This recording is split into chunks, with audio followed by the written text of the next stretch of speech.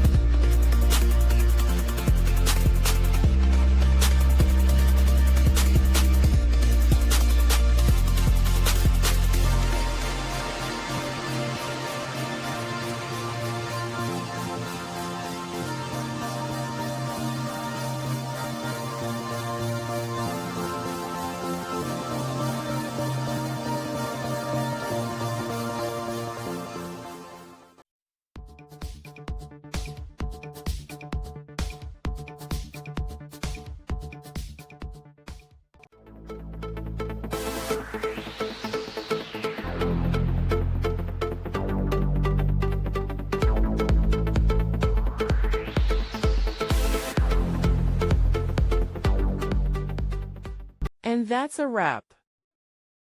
I hope you found the answer you were looking for. If you did, take a second to hit that subscribe button. It really helps out. And let me know in the comments which solution worked best for you. See you next time in the debug zone.